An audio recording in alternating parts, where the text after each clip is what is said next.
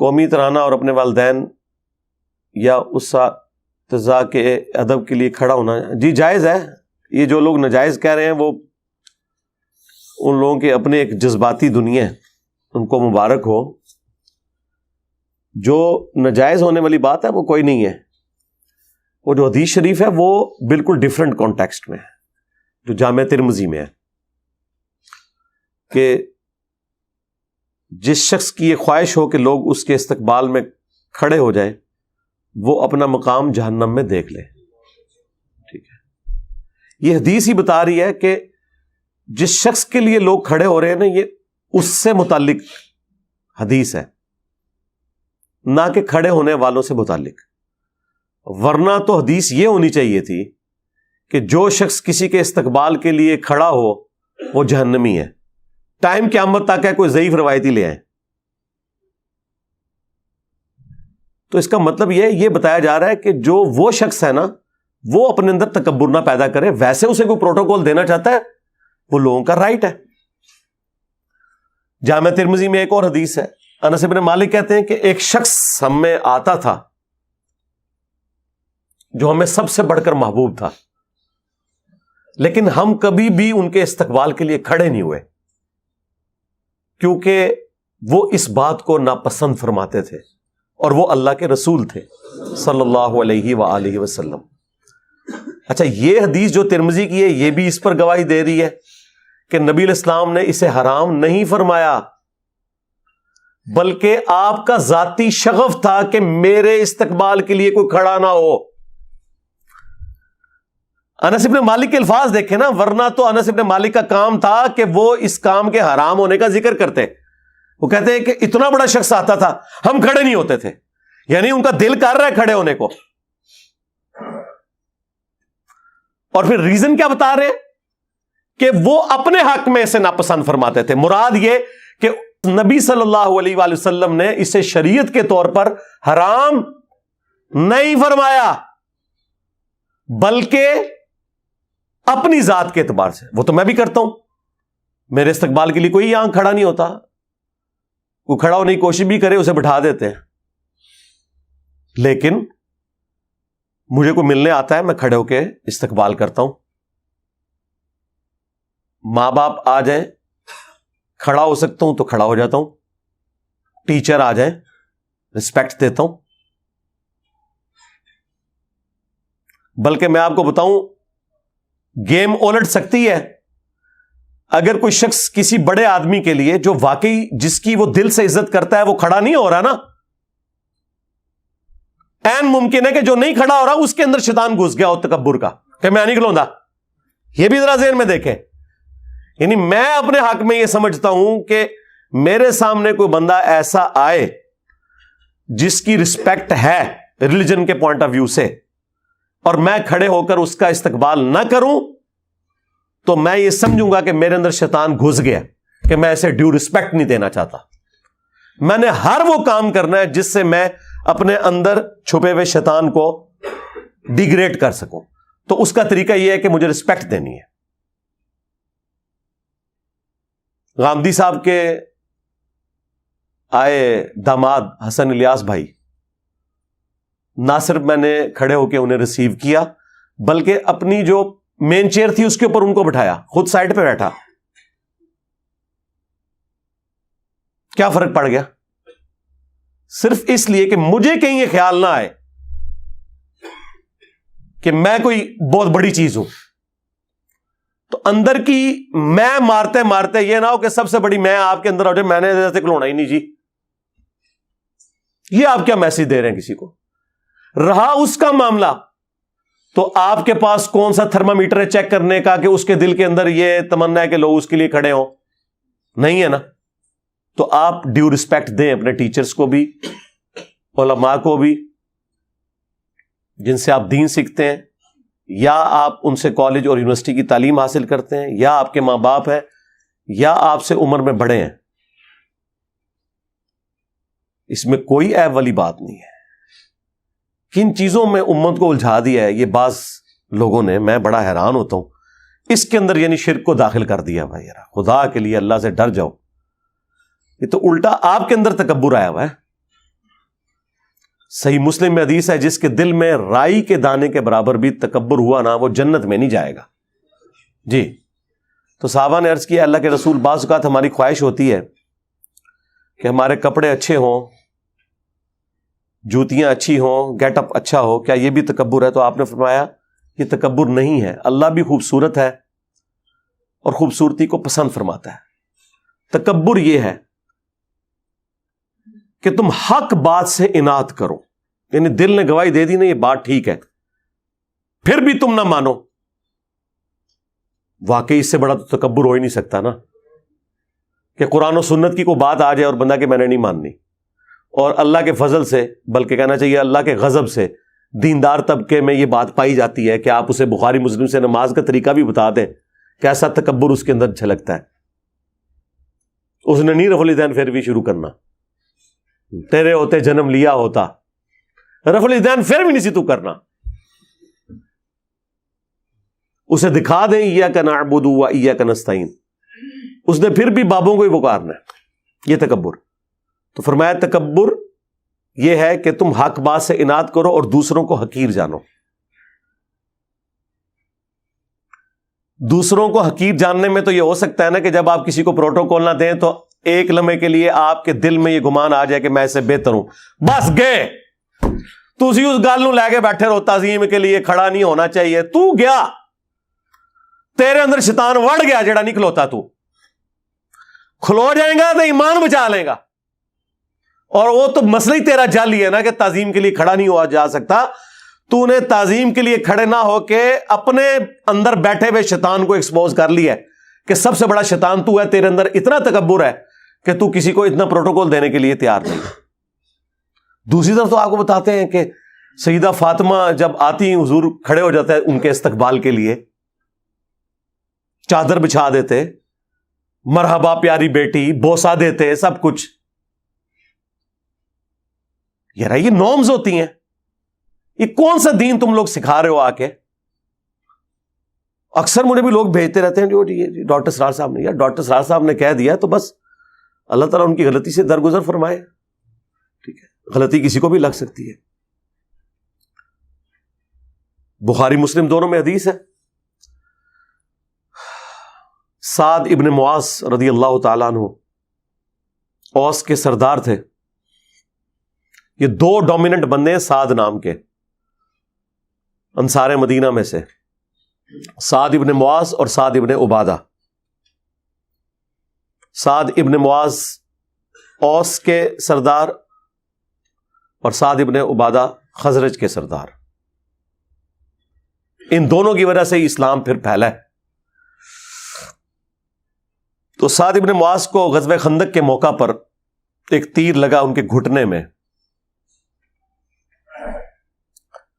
زخم لگ گیا ان کو.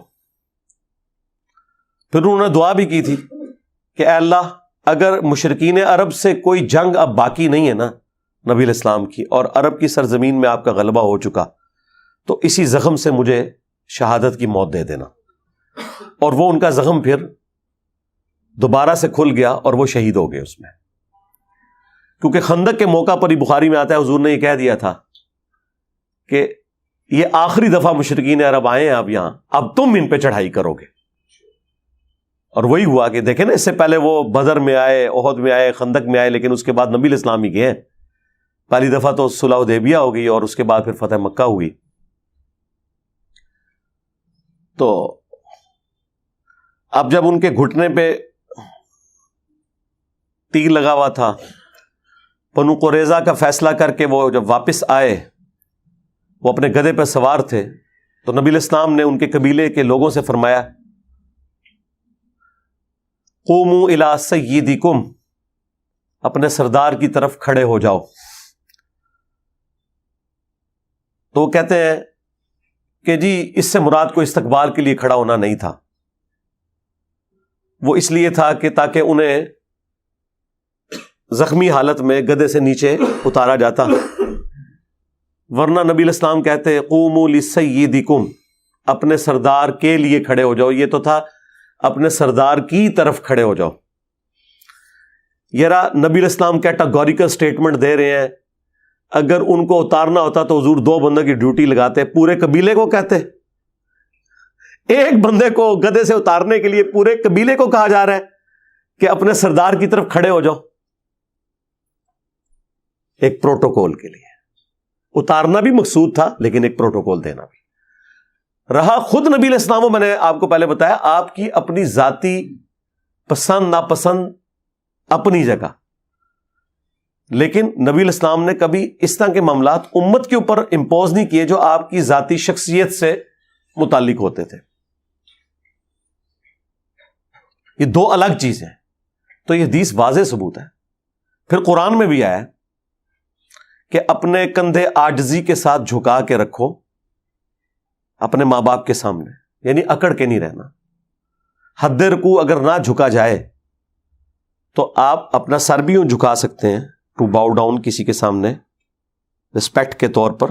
ایک آپ کے والد یا والدہ آئی ہیں, انہوں نے آپ کے سر پہ ہاتھ پھیرنا ہے, تو آپ یوں ایسے ہو سکتے ہیں, جھک سکتے ہیں ان کے سامنے. اس میں کیا مسئلہ ہے؟ ہاتھ بھی چوم سکتے ہیں, لیکن اس میں آپ نے حد رکوع پھر بھی نہیں جھکنا. ہاتھ آپ اٹھائیں اور چومیں, اتنا جھک لیں کہ آپ کے ہاتھ گھٹنوں تک نہ جائے, یعنی حد رکوع نہ ہو. میں نے غامدی صاحب کے ہاتھ چومے تھے, وہ لوگوں نے بڑی نیچے, علماء نے بھی اعتراض کرنے شروع کر دیے, دیکھو جی ہمارے علماء کی تو رسپیکٹ نہیں کرتا, اور ادھر دیکھو یہ کر رہا ہے. یہ رہا آپ کے بھی علماء کے اس وقت بھی چومتے رہے, اب بھی چومتے ہیں اللہ کے فضل سے.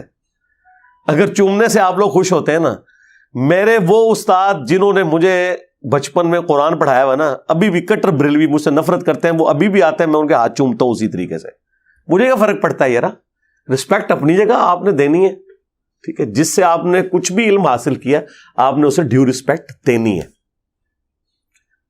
صحابہ کرام نبی علیہ السلام کے مبارک ہاتھوں کو چومتے تھے, بلکہ وہ ترمذی میں اور ابو داؤد میں تو حدیث ہے, وہ چند یہودی آئے تھے, انہوں نے تو نبی علیہ السلام کے پاؤں مبارک بھی چومے تھے.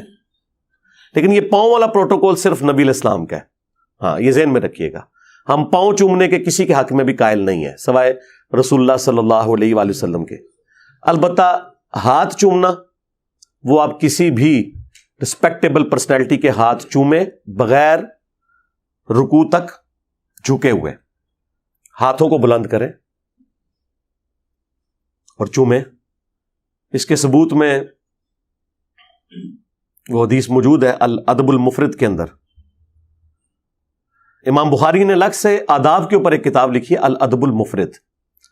اس میں وہ لے کے آئیں کہ سلمہ ابن اکوا رضی اللہ تعالیٰ عنہ, جو درجنوں میل تک پیدل دوڑ سکتے تھے, اور نبی علیہ السلام نے کہا تھا کہ ہمارے پیادوں میں سلمہ بن اکوا سے بہتر شخص کوئی نہیں ہے.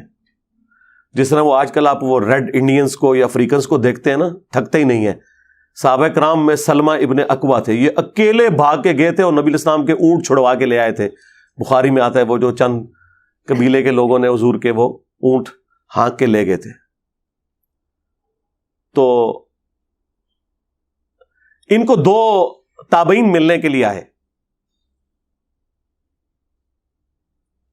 بس گفتگو شروع ہوئی تو سلمہ ابن اکوا نے کہا کہ یہ میرے ہاتھ ہیں جن سے میں نے حضور کے ہاتھوں پر بیعت کی ہوئی ہے.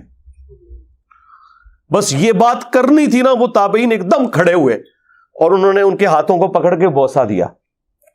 یہ حدیث الادب المفرد کے اندر موجود ہے. اور اس سے یہ بھی ثابت ہوا کہ سلمہ ابن اکوا نے اپنے دونوں ہاتھوں کا ذکر کیا کہ حضور کے ساتھ انہوں نے اس سے مصافحہ اور بیعت کی, اور دوسرا تابعین نے حضور کی نسبت کی وجہ سے اس صحابی کے ہاتھوں کو چوما کہ یہ وہ ہاتھ ہیں جنہوں نے ہمارے نبی کے ہاتھوں میں ہاتھ دیا ہوا ہے. ویسے تو امام بخاری صحیح بخاری میں بھی لے کے آئے ہیں کہ ابن مسعود کہتے ہیں کہ نبی علیہ السلام نے اپنے دونوں مبارک ہاتھوں میں میرا ہاتھ لے کے مجھے تشہد تعلیم فرمایا تھا, التحیات للہ والصلوات والطیبات. اس پہ امام بخاری نے باب باندھا ہے 2 ہاتھ سے مصافحہ کا مشروع ہونا. امام بخاری نے اسے ثابت کیا ہے کہ نبی الاسلام سے یہ اصلاً ثابت ہو گیا کہ آپ نے ایک صحابی کے ہاتھ کو اپنے دونوں ہاتھوں میں لیا. اب یہ جب ہم اہل حدیث کو بتاتے ہیں کہ یار یہ تو بخاری میں لکھا ہوا ہے، اوپر امام بخاری نے اس سے رزلٹ بھی نکالا ہے، ایون اوپر چیپٹر کی ہیڈنگ میں وہ لے کے بھی آئے ہیں اسلاف کے بارے میں کہ وہ 2 ہاتھ سے مصافحہ کرتے تھے. اب لیکن چونکہ اب انہوں نے ایک ضد بنائی ہوئی ہے، وہ کہتے ہیں نہیں یہ امام بخاری کا اپنا فہم ہے، ہم نہیں مانتے. تو پھر میں نے انہیں الادب المفرد سے یہ حدیث پیش کی تھی موقوفاً سلمہ ابن اکوع والی کہ یار یہ تو ثابت ہے. کہتے نہیں جی وہ ابن مسعود کا تو 1 ہاتھ تھا اور حضور کے 2 ہاتھ تھے.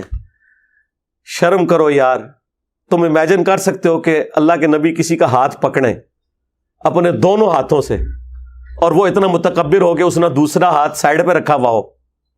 یہ ہو ہی نہیں سکتا. میرا ہاتھ کوئی 2 ہاتھوں سے پکڑ لینا. اب یہ تصویر کھنچواتے وقت میں ایک ہاتھ کندھے پہ رکھتا ہوں دائیں ہاتھ سے، میں تو کوئی اگر وہ دونوں ہاتھ پکڑے تو میں اس سے ایک ہاتھ چھڑواتا ہوں. میں کہتا ہوں نہیں یار میرے چونکہ اب 1 ہاتھ ہے تو یہ ایک پروٹوکول لگتا ہے کہ تم 1 ہاتھ سے ہی کرو، ورنہ تم میرے ہاتھ کو دونوں ہاتھوں سے پکڑو تو یہ میرے اندر تکبر ہے کہ میں دوسرا ہاتھ استعمال نہ کروں. تو میں پھر وہ دوسرا ہاتھ ہٹوا دیتا ہوں. ہاں جب کبھی آمنے سامنے ملاقات ہو میں 2 ہاتھ سے ہی سلام لیتا ہوں آخری درجے تک. یہ بھی تو تکبر ہے کہ ایک بندہ آپ سے 2 ہاتھ سے سلام لے رہا ہے اور آپ اس کے آگے 1 ہاتھ کر رہے ہیں. یا نہیں آپ کو تکبر نظر آتا؟ اصل چیز یہ ہے کہ تکبر کس چیز میں ہے. اگر کسی چیز میں اصلاً تکبر ہے نا، اس سے آپ نے بچنا ہے. ہو سکتا ہے آپ تعظیم میں نہ کھڑے ہوں، اس میں آپ کے اندر تکبر گھسا ہو. اگلے کو تو بچا رہے ہیں، خود اپنا بیڑا غرق کر رہے ہیں. ٹھیک ہے، آپ اپنی فکر کریں، اگلے کو چھوڑیں. اگلے نے اپنا فیصلہ خود کرنا ہے، وہ آپ نے نہیں کسی کا فیصلہ کرنا. یہ ذہن میں رکھیے گا. میں علماء کو کہتا ہوں زرق برق لباس نہ پہنے، لیکن میں نے اسپیسیفکلی کبھی کسی عالم دین کا نام لے کے یہ نہیں کہا کہ یہ ابو داؤد کی حدیث ہے جس نے دنیا میں شہرت کا لباس پہنا اللہ تعالیٰ قیامت کے دن اسے ذلت کا لباس پہنائے گا. ہم یہ جنرل تو بات کریں گے، لیکن اسپیسیفکلی کسی کے اوپر فٹ کیسے کر دیں؟ ترغیب ہی دلا سکتے ہیں کہ ترمذی میں حدیث ہے جس نے دنیا میں استطاعت کے باوجود اچھا لباس ترک کر دیا اور سادہ لباس پہنا، اللہ تعالیٰ پبلکلی قیامت کے دن اسے جنتی حلہ پہنائے گا کہ اس نے میری وجہ سے دنیا میں سادگی اختیار کی تھی. تو ہم یہ ترغیب تو دلا سکتے ہیں، لیکن ہم لوگوں کو یہ تو نہیں کہہ سکتے کہ اگر کسی نے مہنگا لباس پہنا تو وہ اتار دے یا وہ تکبر کر رہا ہے. معاذ اللہ، ہم کیوں ایسے کسی کے بارے میں بدگمانی کریں؟ ترغیب دلائیں گے، اس کا اور اللہ کا معاملہ ہے. ہمارا کام صرف قرآن و سنت کی روشنی میں سچ بات، حق بات پہنچانا ہے. مانتا ہے مانے، نہیں مانتا نہ مانے. تو یہ بات شروع ہوئی تھی وہ تعظیم کے لیے کھڑے ہونے، تو 2-4 باتیں جو میرے دماغ میں ہی میں نے کر دی تاکہ یہ فتنہ بھی دب جائے. خام خواہ ان چھوٹی چھوٹی چیزوں کو اس حوالے سے مصیبت بنایا ہوا ہے. یہ آپ نے اپلائی کرنا ہے نا، اپنے اوپر کریں، کسی کے اوپر نہ اپلائی کروائیں. یعنی آپ اپنے لیے نہ کسی کو کھڑے ہونے دیں، لیکن کسی کو یہ کیوں کہتے ہیں کہ آپ فلاں فلاں کے لیے نہ کھڑے ہو؟ یہ کون سا دین ہے یار؟ اپنی طرف سے آپ نے اپنی خواہشات کو دین کا نام دیا ہوا ہے. یہ کام چھوڑ دیں. اور جو احادیث آپ پیش کرتے ہیں وہ بالکل ان کا کوئی لینا دینا نہیں ان معاملات کے ساتھ. وہ میں نے ساری احادیث خود ایکسپلین کر دی ہیں اور بارہا کر چکا ہوں، اور الحمدللہ میں اپنے اوپر عامل ہوں کہ میں اپنے استقبال کے لیے کسی کو کھڑا نہیں ہونے دیتا. الحمدللہ. صلو علی محمد وآل محمد. اللہم صلی علی محمد وعلی آل محمد واصحاب محمد وازواج محمد اجمعین الی یوم الدین.